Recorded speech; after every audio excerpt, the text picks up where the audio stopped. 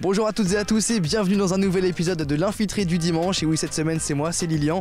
C'est un plaisir, je remplace Amanda pendant 2 semaines, donc vous me verrez aussi la semaine prochaine. Au programme de cet Infiltré, premier sujet, on part directement sur le circuit Bugatti du Mans pour les 24 heures vélo. Départ 15h, arrivée 15h. Nous on y allait dès le matin, vous allez voir c'est super, il y a des coureurs fatigués, des coureurs plus en forme et aussi un point sur l'organisation évidemment. Deuxième sujet, on part à Montbiseau pour le rassemblement annuel de l'association Le Mans Sarthe Autopassion. Au programme des belles voitures mais surtout des anciennes voitures et aussi une bourse d'échange avec des collectionneurs qui ont plein de pièces à revendre et à collectionner. Vous allez voir c'est génial. Pour le troisième sujet, on file directement à l'autre bout de la Sarthe, à Loire-en-Vallée pour le festival de musique Rock en Bray. Mais bon, c'est pas vraiment que de la musique, ils ont toujours un petit thème qui est recollé à ça et cette année le thème c'est le Japon. Donc vous verrez, il y a plein d'animations et de stands liés à ça. Et pour une fin de journée, on va à Télocher pour le comice agricole. Donc j'ai pas vraiment besoin de vous faire un topo sur un comice. Il y a plein de stands, il y a plein d'artisans, il y a plein de choses à découvrir, mais surtout des gens qui passent un bon moment. Nous, on y va passer un bon moment. C'est l'Infiltré du dimanche.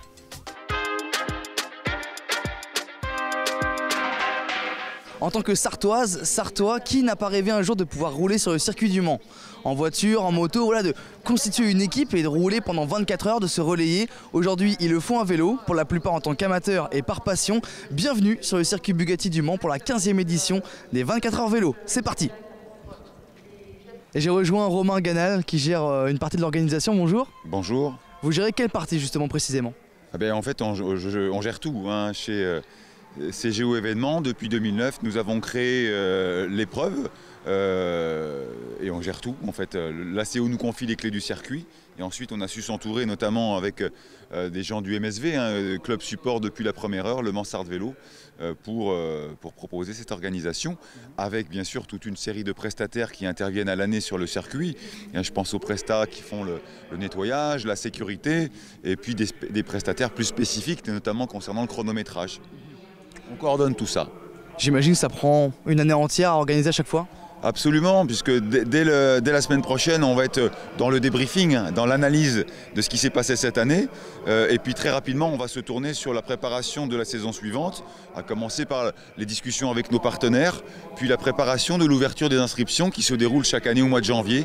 Et ainsi de suite, on reprend contact avec les prestats et puis c'est une année qui passe très vite pour se retrouver à nouveau au mois d'août. J'imagine que chaque année vous essayez d'apporter des nouveautés?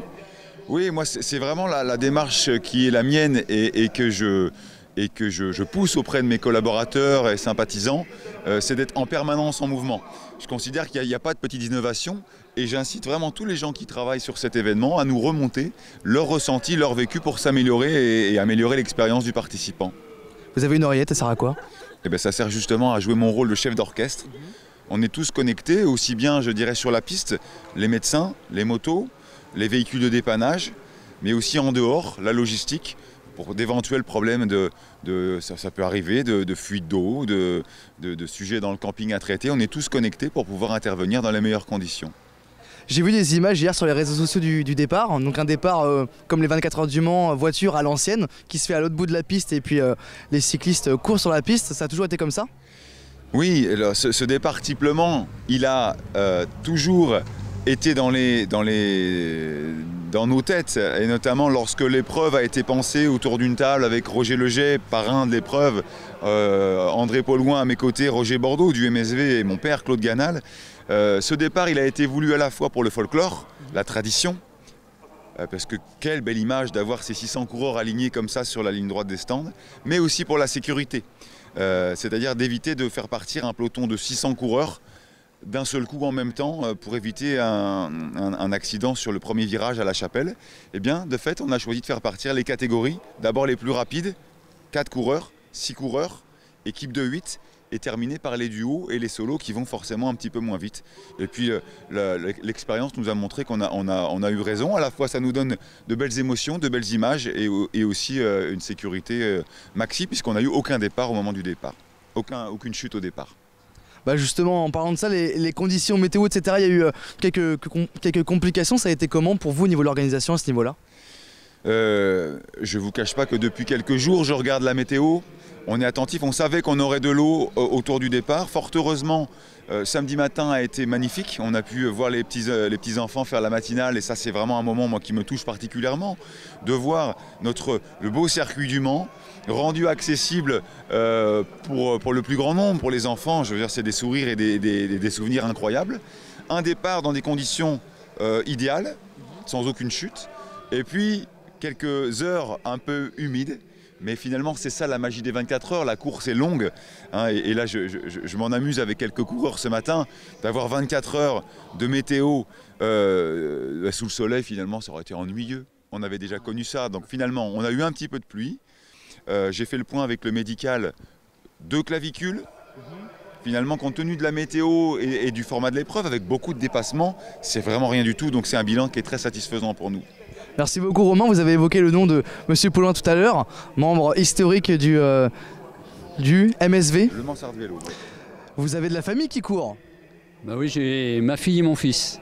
Donc il y a une première position je crois dans l'air? Ah oui, je suis très fier de ma fille Aurore. En plus, c'est ses 48 ans aujourd'hui. Et depuis hier soir, elle est en tête, alors que ce n'était pas l'objectif. J'avais mis comme objectif de faire le podium. Bon bah c'est bon, c'est fait. Ah, c'est beaucoup d'émotions. Les dernières heures vont être un peu longues jusqu'à l'arrivée, mais on y croit. Il ne reste plus qu'à tenir. On lui souhaite bon courage et bon anniversaire. Et je vous souhaite une bonne continuation et une bonne fin de course. Merci beaucoup. Merci. Je suis avec Jean-Luc Vidiz. Bonjour Jean-Luc. Oui, bonjour. Comment ça va de petit matin comme ça? Le petit matin, il fait bien frais après une nuit terrible, parce qu'en fait, on s'est pris des grosses rafales de vent déjà et beaucoup de pluie. Hein.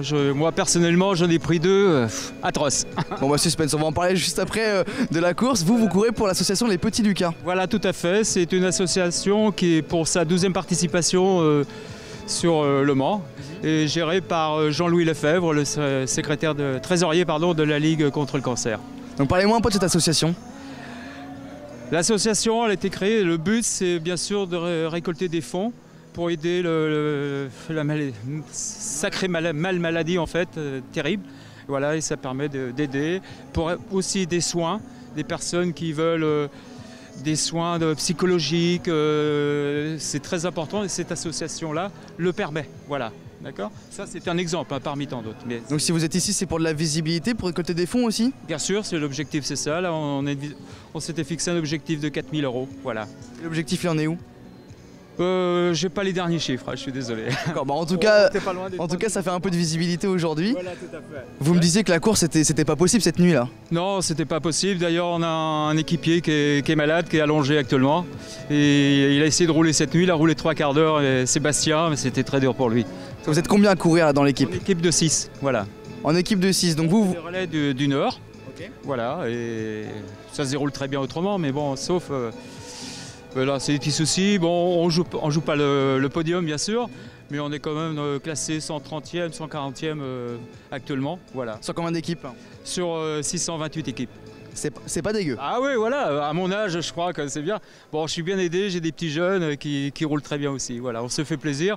Dernière question. La montée du Dunlop, moi je me demandais, ça doit être dur à vélo, non ? C'est très dur, très dur, très dur. En fait, les premiers relais, ça va, mais quand on arrive au 3e, là, je vais prendre mon 4e relais pour 1 heure. C'est vrai que je pense que ça va être très dur. Bah, je vous souhaite bon courage. Merci beaucoup à vous. Merci Jean-Luc. Super. Au revoir. Et j'ai rejoint Béa, bonjour. Bonjour. Vous faites partie de l'association Andy Chien, donc vous êtes bénévole et aussi famille d'accueil. Parlez-nous de cette association. Alors... Si vous le pouvez, hein, évidemment. Pardon, excusez-moi. Pas de souci. Hubble est un peu excité dès ce matin. Alors l'association Andy Chien, c'est une association qui est basée sur 4 sites en France. On a Alençon qui est tout près d'ici. Moi je suis famille d'accueil, j'accueille des loulous pendant 16 mois à domicile afin que ces loulous soient remis à des bénéficiaires, c'est-à-dire des personnes en situation de handicap, des enfants dans les maisons de retraite. Ça peut être des chiens judiciaires aussi. Aujourd'hui on en éduque énormément. C'est pour accompagner les enfants, les femmes, les hommes qui ont pu subir des sévices importants et ça permet de témoigner, ça permet aussi de libérer la parole. De cette façon, on peut aller au bout de ces démarches. Donc vous êtes famille d'accueil, j'imagine que c'est pas juste de l'accueil, il y a aussi une formation pour ces chiens? Alors, en tant que famille d'accueil, on n'a pas de formation. On rencontre un éducateur qui nous fait une petite, quelques questions pour savoir ce qu'on pense et comment on réagit par rapport à l'animal, en fin de compte, son bien-être. Et après, on reçoit un chien à l'âge de 2 mois, 8 semaines. Et le chien, on l'a jusqu'à ses 15 ou 16 mois. Les 2 premiers mois, on voit un éducateur toutes les semaines pour faire le point, savoir comment ça se passe, nous donner des conseils. Et à partir du moment que le chien a 4 mois, on l'emmène comme ça jusqu'à ses 16 mois et on voit un éducateur là tous les 15 jours. C'est des cours qui sont vraiment obligatoires pour la bonne démarche vers l'association. Il y a des races particulières de chiens pour ça? Alors les races principales pour les loulous, c'est les labradors et les golden retrievers principalement. Il y a eu quelques caniches royaux qui ont été éduqués, mais on revient toujours à cette race. Puisque ces 2 races, avant tout, c'est des chasseurs, ça rapporte. Et dans les commandes qu'on leur demande, il y a beaucoup de choses qui se rejoignent par rapport à ça. Admettons, les personnes qui nous regardent se disent tiens, famille d'accueil pour des chiens comme ça a l'air vachement bien. Comment on fait? Alors on se met en relation avec Andy Chien Alençon, un numéro de téléphone et l'association, il y a une secrétaire à l'association qui va nous dire, on prend les coordonnées et tout ça. Un éducateur viendra à sa rencontre et si ça match, si les choses se passent bien, elle pourra devenir famille d'accueil. D'ailleurs, j'en profite pour lancer un petit message, c'est qu'on a énormément besoin de familles d'accueil à l'association. C'est vraiment le moteur en fin de compte. Alors je ne dis pas qu'on est indispensable, loin de là. On fait partie du maillon, on est toute une chaîne. Mais sans ce début de maillon, en fin de compte, on n'arrivera pas à éduquer des chiens tout simplement. Bon bah voilà Béa, le message est lancé. Andy Chien, n'hésitez pas. Je vous souhaite une bonne course et une bonne journée. Merci à vous et puis n'hésitez pas à venir rejoindre notre association s'il y a des besoins. Ou si vous en avez envie surtout, parce qu'il y a des besoins. Merci beaucoup, bonne journée. Au revoir. Je suis maintenant avec Harmonie, bonjour. Bonjour. Donc vous êtes bénévole ici? Oui, c'est ça. Comment ça se fait? C'est, on va dire, une affaire de famille. C'est-à-dire? Mon papa est du coup dans l'organisation, donc on est pas mal, la famille, à tous participer, à être bénévole. Donc vous me disiez juste avant que vous étiez là depuis vendredi? Oui, c'est ça, depuis vendredi, un peu au dossard, à la vente de bracelets. Les porte-drapeaux, les passages pour les piétons et puis après pour le podium tout à l'heure. Vous me disiez aussi le ravitaillement, comment ça se passe les ravitaillements? Les ravitaillements, après c'est plutôt géré par d'autres bénévoles, mais du coup il y a pas mal de choses proposées, des boissons chaudes, froides, et puis en fonction de ce qu'ils ont envie de manger, des fruits, des barres de céréales, le chocolat. Est-ce qu'il y a du ravitaillement comme on peut voir sur le Tour de France où on court à côté des cyclistes et on leur donne des barres ou des choses comme ça? Pas du tout, nous c'est du coup dans un stand qui est fixe et du coup ça se fait que à ce niveau-là et pas du tout sur le circuit. Comment se passe l'événement pour vous là depuis le début? Écoutez, on va dire qu'avec le soleil ça va mieux, un peu de pluie donc espérons que ça ne revienne plus. Un peu froid mais bon, on n'est pas sur le vélo donc ça va. Il y a un peu de repos quand même? Oui, on a des temps d'échange entre les bénévoles donc ça va. Il y a combien de bénévoles en tout sur l'événement? On est une centaine de bénévoles. Donc une centaine, vous tournez de postes à chaque fois ou il y a des postes fixes? Ça dépend, il y a des personnes qui font des postes fixes, sinon il y a des changements entre les bénévoles. Ça va, l'ambiance est plutôt bien au bord de la piste? Ouais, il y a toujours une bonne ambiance, c'est ça qui fait garder le moral on va dire. Et pour les coureurs aussi je pense. Donc du coup vous venez depuis des années j'imagine? Oui, depuis toute petite. Et vous faites du vélo j'imagine? J'en fais plus mais oui. Qu'est-ce qu'on peut vous souhaiter pour cette fin de journée? Que le soleil reste toute la journée comme ça. Ok, je vous souhaite que le soleil reste toute la journée comme ça et je vous souhaite une bonne journée, bon courage. Merci à vous aussi. Bonjour monsieur, c'est l'MTV, comment vous allez? Pas trop mal. Pas trop mal, donc ça pourrait être pire. Ça pourrait être pire. Racontez-moi un peu. Écoutez, une belle course. Ouais. Le petit matin est bien agréable, une petite brume. Ouais. Un petit peu frais, mais parfait. Franchement, je vous sens pas trop essoufflé, vous m'impressionnez là. Je m'impressionne aussi. J'ai dû manger beaucoup de bonbons cette nuit, donc en fait c'est ce qui est bien. C'était votre troisième relais? Troisième relais. Troisième relais, donc vous avez roulé combien de temps là? 1h30. 3 fois 1h30 et puis je fais l'arrivée tout à l'heure. Ok, donc là tout le monde se relaie au même moment j'ai l'impression. C'est un peu c'est le bon moment. Là vous allez vous reposer? Je pense. Dormir? Non. prendre des forces quoi. On va prendre des forces. Comme je vous l'ai dit, manger un peu de bonbons, ça va faire du bien. Bon bah je vous souhaite de manger des bons bonbons et je vous dis bon courage pour l'arrivée tout à l'heure. Merci à vous. Bonne journée. À vous aussi. Au revoir. On est sur un circuit automobile pour du vélo. Maintenant on part en campagne pour l'automobile. On va mon bisou, c'est parti.